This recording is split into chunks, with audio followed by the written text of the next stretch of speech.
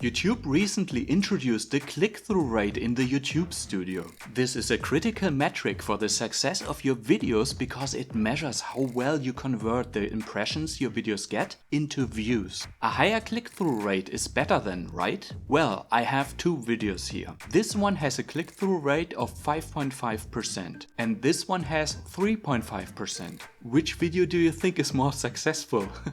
This is a trick question, of course. At the end of this video, you'll understand exactly how to read this percentage.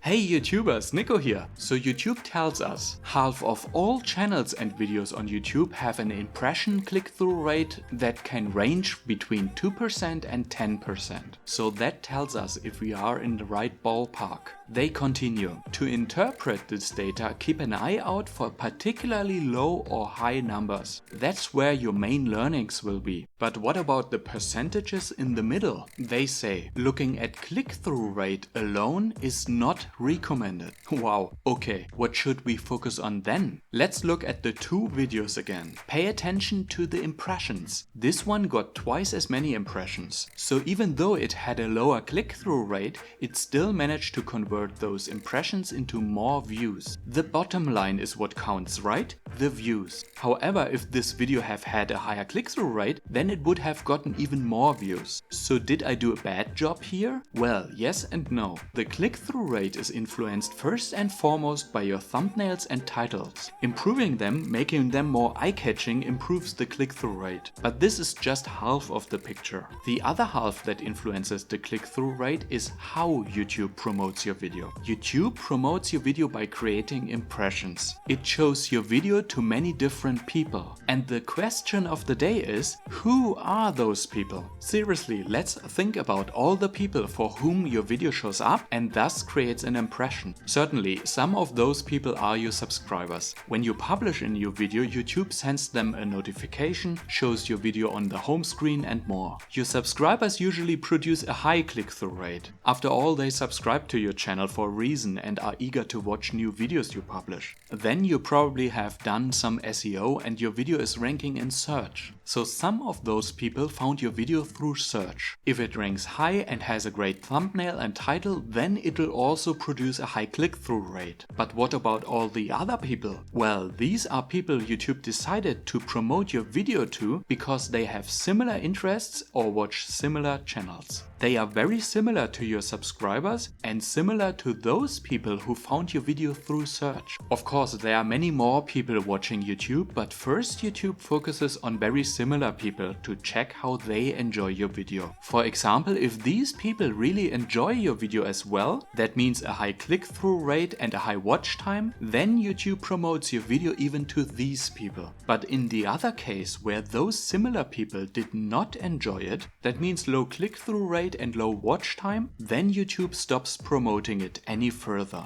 Alright, the big question is now, who could these people be in particular? Well, let's look at one group here. They could be some who watched a certain video and saw your video in the suggested videos. This actually happened to me with this video. On April 5th and 6th, you see a bump in many more impressions. At that time, my video appeared as suggested for this video. Here is proof from the traffic sources report. Of all those people who saw my video in suggested, about 100 clicked and watched it. Considering that about 600 people saw my video this way, it produced a really good click-through rate. However, the watch time was really bad from those 100 people who watched it. On average, just 13% of the video length. By the way, no wonder. This video is about the Google Assistant on Android phones. I don't know why YouTube recommended my video to people watching that video, but no wonder they were not really interested in the end. Watching an Android user's video and next mine about YouTube ranking is really changing the subject. So since watch time is so important, YouTube recognized that these people didn't enjoy my video and thus stopped promoting it any further.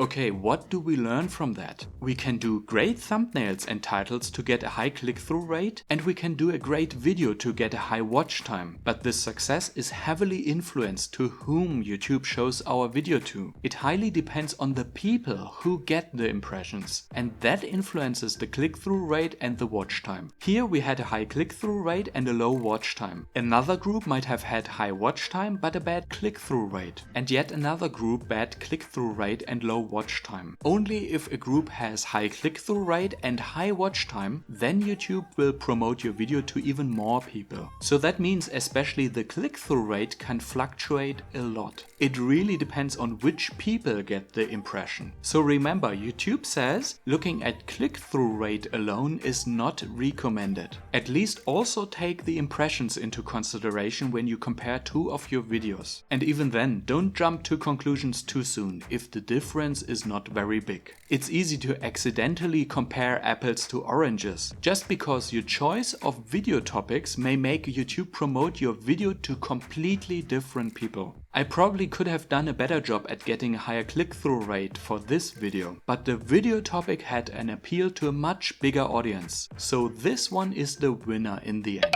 Nonetheless, it's really important to create great thumbnails to improve the click-through rate. This video will likely open your eyes for what really makes a thumbnail win the click. Cheers, my friends!